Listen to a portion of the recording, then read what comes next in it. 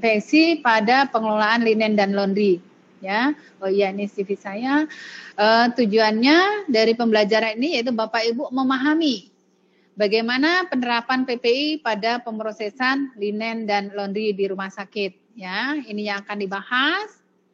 Nah, Bapak Ibu prinsipnya sama bahwa semua orang yang ada di fasilitas pelayanan kesehatan berisiko terpapar HIV. Semua orang ini berarti bisa di rumah sakit ada pasien, ada petugas, ada pengunjung ya. Nah, HIV ini dapat dicegah dan dikendalikan dengan pemrosesan linen yang baik. Nah, ini ada penelitian yang menyatakan bahwa kalau linen itu bekas pakai, sudah dipakai pasien, dibandingkan dengan linen itu bersih, maka ada peningkatan 50 kali lipat katanya Bapak Ibu. Ini untuk linen yang biasa, bukan di ruang isolasi, bukan juga untuk penyakit-penyakit khusus. Maka dari itu, linen kotor tadi berpotensi sebagai transmisi infeksi dari mikroorganisme yang ada pada linen tersebut. Nah, Bapak Ibu, mengenai pemrosesan linen ini dibahas di Kemenkes nomor 7 tahun 2019, yaitu tentang kesehatan lingkungan rumah sakit. Kemudian dibahas juga di Pedoman PPI Kemkes nomor 27 tahun 2017. Nah, kalau buku Pedoman Manajemen Linen Rumah Sakit tahun 2004 ada, tapi sampai sekarang belum ada lagi revisinya karena mengenai linen ini sudah dibahas di buku Kesehatan Lingkungan yang revisi terakhir tahun 2019. Kemudian kalau dulu kita punya namanya buku Standar Pelayanan Minimal Rumah Sakit. Ini terakhir keluar tahun 2012 ya. Jadi referensi materi ini kami ambil dari buku pedoman ini. Nah, apa sih yang dimaksud dengan pengelolaan linen? Yaitu suatu kegiatan mulai dari pengumpulan linen kotor, berarti pengumpulan di unit kerja, diangkut dari unit kerja ke laundry, kemudian di laundry dicuci, dikeringkan, disetrika, disimpan, dan didistribusikan. Kemudian, apa saja yang termasuk linen rumah sakit? Yaitu ada laken, laken itu spray, kemudian ada selimut, ada sarung bantal, sarung guling, baju pasien, baju petugas, gorden, dan lain-lain ya. Jadi prinsipnya bisa semua alat tenun yang ada di pasien. Mohon maaf Bapak Ibu, saya minum ya.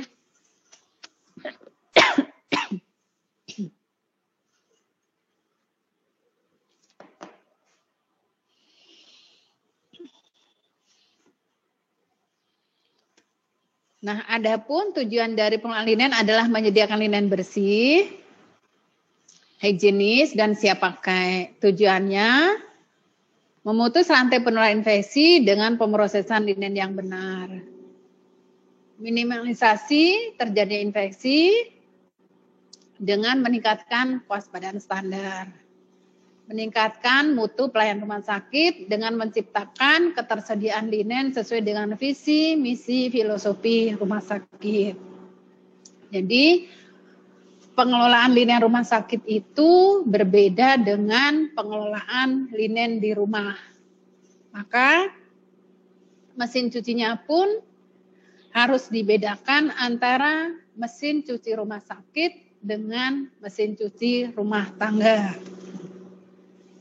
Nah, di buku pedoman standar pelayanan linen rumah sakit, di sana dinyatakan bahwa harus ada atau tersedia pelayanan laundry. Ada penanggung jawabnya, disahkan dengan SK Direktur. Kemudian fasilitas yang ada harus disesuaikan dengan kelas rumah sakit. Kemudian ketepatan waktu pada penyediaan linen rawat inap dan rawat jalan harus 100% terpenuhi. Kemudian pengelolaan linen infeksius ini harus tepat, ketepatannya 100%, baik dalam pemrosesannya maupun penyediaan alatnya, kemudian tersedia minimal linen itu 2-3 par stok atau 3 set per tempat tidur. Kemudian ketersediaan linen steril untuk ruang operasi ini 100%. Ini yang dinyatakan pada standar pelayanan minimal laundry di rumah sakit, Bapak Ibu.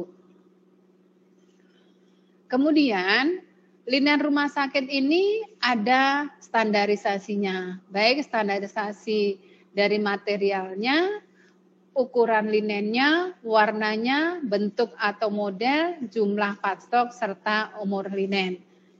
Semuanya ini tergantung dari rumah sakit yang menentukan, karena misalnya umur linen rumah sakit, kalau kita punya stoknya banyak, maka umurnya akan panjang. Beda juga dengan chemical yang digunakan. Jadi semua ini nanti tergantung dari kondisi masing-masing rumah sakit, Bapak Ibu. Nah, laundry pun ada standarisasinya. Suhu air yang digunakan untuk mencuci ini 70 derajat Celcius, waktu pencuciannya 25 menit. Kalau makin tinggi suhunya misalnya 90 derajat Celcius, lama pencuciannya cukup 10 menit saja ya. Jadi pencucian ini dibedakan dengan pembilasannya ya Bapak Ibu. Jadi kalau mesin cuci rumah sakit ada pre-wash, ada main wash, dan nanti ada masa pembilasannya. Kemudian deterjen dan juga desinfektan yang digunakan harus ramah lingkungan. Sebagai indikator bahwa deterjen atau chemical yang digunakan ramah lingkungan, maka nanti limbah cair sisa buangannya dibuang ke IPAL. Di IPAL ada indikatornya, indikator pada umumnya adalah ikan. Ikannya itu akan hidup pada air limbah yang berasal dari laundry. Kemudian standar kuman yang ada pada linen bersih dari proses pencucian adalah 6 kali 10 pangkat 3 spora bacillus per inci persegi. Jadi linennya memang tidak harus steril, masih boleh ada sporanya ya, karena untuk penggunaan umum. Berbeda dengan linen yang akan digunakan di kamar operasi untuk tindakan sterilisasi, harus disterilkan dulu sehingga linennya benar-benar steril. Nah, ini standar mesinnya tidak menggunakan mesin rumah tangga. Suhu pencucian ini tadi 70 derajat Celcius minimal. Kemudian mesinnya mempunyai mechanical action, ini perputaran mesinnya. Perputaran mesin cucinya ini 300 sampai 800 kali berputarnya per menit. Nah, waktu pencucian ini ada yang kalau dengan perputaran segini, maka waktu pencuciannya 30 sampai 45 menit. Untuk yang noda ringan dan sedang, dan makin kotor atau misalnya yang infeksius, maka lama pencuciannya sampai 60 menit. Nah, untuk penyediaan kebutuhan linennya, ini kita melakukan perhitungan jumlah tempat tidur kali bornya kali par stok kali 1. Jadi tergantung dari bor dari rumah sakit kita. Nah, linen kotor ini dibagi menjadi 2, yaitu linen infeksius dan linen non-infeksius. Kalau yang infeksius yaitu linen yang terpapar cairan tubuh pasien, misalnya terkena darah, cairan tubuh, dan juga linen yang digunakan di ruang isolasi infeksius. Semua linen yang dipakai di ruang perawatan COVID itu termasuk linen infeksius, sekalipun tidak terpapar cairan tubuh pasien. Ya, begitu juga limbah. Semua limbah yang berasal dari ruang kamar pasien COVID dinyatakan sebagai limbah infeksius. Nah, Bapak Ibu, ada beberapa hal yang perlu diperhatikan dalam pemrosesan linen yang ada di ruang perawatan, yaitu tidak boleh meletakkan linen kotor di lantai, Tidak menghitung linen kotor di area perawatan. Menghitung ini maksudnya setelah forbidden dituang di lantai, kemudian dimasukkan ke troli. Tapi kalau mau menghitungnya, misalnya kamar pasien, sekamar pasiennya 4. Berarti ada 1 kali ganti ada 4 laken, 4 selimut, 4 sarung bantal, 4 sarung guling. Nanti menggunakan sistem teli. Tinggal ditulis di formulirnya, itu boleh. Yang tidak boleh itu kalau kita menuangkan linen di lantai kemudian dipilah untuk dihitung, itu tidak boleh. Dan tidak melakukan dekontaminasi atau perendaman linen di ruang perawatan. Kalau dulu zamannya tahun 80 sekian saya pegawai baru, di ruangan itu kalau ada linen kotor kena kotoran pasien direndam dulu, di spooling dulu, baru dibawa ke laundry. Nah sekarang dari PP itu tidak boleh. Linen kotor infeksius langsung masuk plastik kuning, langsung masuk ke laundry. Kemudian transportasi. Pada saat transportasi harus menggunakan troli tertutup seperti ini, ya. Yang infeksius dibedakan dengan yang non infeksius. Kemudian kalau kita ngambil linen juga harus linen troli linen tertutup. Nah, kalau kita forbidden ke kamar pasien menggunakan troli seperti ini, ya. Nah, kemudian pada saat melakukan penanganan linen kotor, maka petugasnya harus menggunakan APD-nya lengkap, yaitu pakai tutup kepala, pakai masker, pakai gaun. Gaunnya ini tahan air. Kemudian menggunakan sarung tangan rumah tangga. Ya, jadi petugas laundry di area kotor, di area pencucian harus menggunakan APD lengkap yang tahan air. Nah, setelah linen itu diantar ke laundry, maka di sini akan dipilah. Tadi yang di plastik kuning, yang infeksius, langsung dimasukkan ke mesin cuci infeksius. Ya. Kemudian kalau yang tidak infeksius, dipilah yang berwarna dan yang tebal tipisnya. Misalnya selimut yang tebal harus dibedakan dengan linen yang tipis, yang laken. Kenapa? Karena linen yang tipis lama mengeringkannya beda waktunya. Kalau selimut yang tebal-tebal butuh waktu lebih lama. Ya, jadi dipilah dulu, baru nanti ditimbang. Timbang ini timbangannya ada di lantai ini, kemudian ini ada indikatornya berapa kilogramnya. Harusnya ini tidak boleh sampai munjung-munjung, ini nggak boleh, ya. Tidak boleh melebihi batas sampai ketinggian seperti ini, ya. Timbangannya ini tujuannya untuk menghitung kebutuhan chemical dan untuk mengetahui atau disesuaikan dengan kapasitas mesin. Gunakan mesin cuci sesuai standar, maksudnya kalau linen non-infeksius ya mesin cuci non-infeksius, kalau yang infeksius sesuai yang mesin cuci infeksius. Chemical yang digunakan ini diantaranya ada deterjen, alkali, desinfektan, bleaching atau pemutih, emulsifier, dan juga pelembut dan pewangi.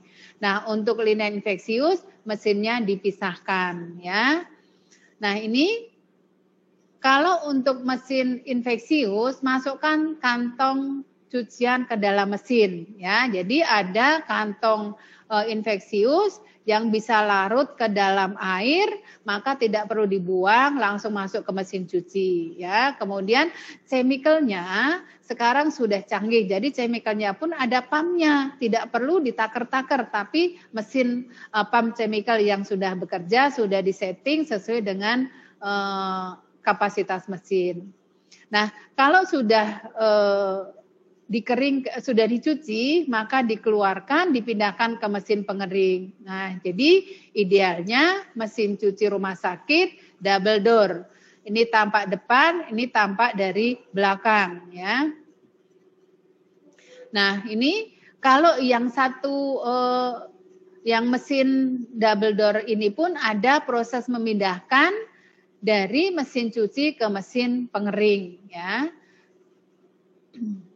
Nah, ini pengeringannya pada suhu 70 derajat Celcius atau disesuaikan dengan jenis linen yang dikeringkan, lama pengeringannya pun disesuaikan dengan tebal tipisnya linen yang dikeringkan. Ya. Kemudian disetrika. Setrika rumah sakit pada umumnya menggunakan roll press seperti ini ya. Jadi dari sini yang masukkan yang belum disetrika, nanti dari sebelahnya lagi ada yang mengambil. Tapi untuk linen-linen yang kecil, misalnya pakaian bayi atau anak-anak bisa menggunakan manual. Ya. Kemudian penyimpanan. Penyimpanan linen ini pun ada persyaratan suhu dan tempat menyimpan. Terbuat dari bahan stainless atau bahan yang tidak menyerap debu, misalnya dari kaca. Penyimpanannya harus first in, first out. Suhu ruangannya 22 sampai 27 derajat Celcius, kelembabannya 45 sampai 75%. Nah, jarak lemari dengan lantai, rak paling bawah ini minimal 20 cm Bapak Ibu. Atau 4 sampai 6 inci, ini minimal 20 cm. Kemudian dari dinding ke lemari ini nggak boleh nempel dinding. Ini jaraknya minimal 5 cm. Kemudian dari atas ini sampai ke atap minimal 60 cm. Dan kalau ini sudah ada atasnya, di atas ini tidak boleh untuk menyimpan bahan apapun. Tujuannya supaya memudahkan pembersihan. Ya, jadi di atas lemari ini pun juga harus dibersihkan. Nah, ini siklusnya dari unit kerja yang tercemar tadi dibedakan.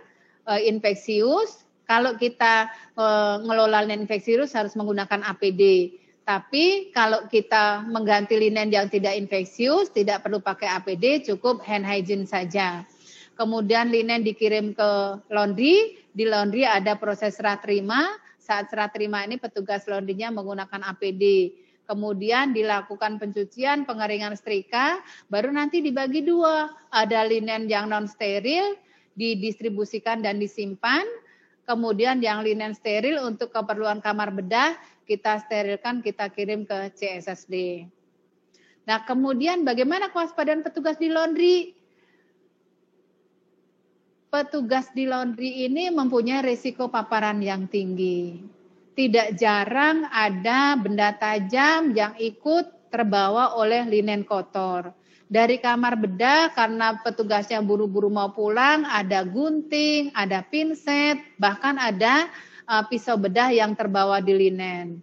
Resiko juga tersengat listrik karena di situ mesin cucinya menggunakan listrik. Resiko terpapar chemical karena menggunakan chemical untuk mencucinya. Bising, maka harus menggunakan earmuff supaya mengurangi kebisingan. Resiko terpleset karena resiko ada air yang tumpah. Resiko terpapar mikroorganisme karena di situ ada linen kotor infeksius. Dan resiko dehidrasi kalau ruangan untuk mencuci ini belum dilengkapi pendingin ruangan, resiko ruangan panas sehingga petugasnya dehidrasi. Nah, bagaimana manajemen risikonya? Buatlah kebijakan pedoman panduan SPO untuk pemrosesan linen dari linen datang sampai linen siap digunakan kembali agar petugas di laundry bekerja sesuai dengan regulasi yang ada di rumah sakit. Kemudian gunakan APD yang sesuai ya. APD untuk ruang kotor sama bersih berbeda. Fasilitas hand hygiene harus tersedia. Hand-wash harus tersedia. Kita harus monitoring kepatuhan agar petugas itu bekerja sesuai SPO. Risiko ada kebakaran kita sediakan APAR karena banyak chemical kita sediakan MSDS. Lantainya juga harus dijaga tetap kering dan petugas diberikan imunisasi minimal imunisasi hepatitis B. Nah, monitoring. Tujuan monitoring ini adalah untuk memperbaiki sistem pelayanan dalam upaya peningkatan mutu.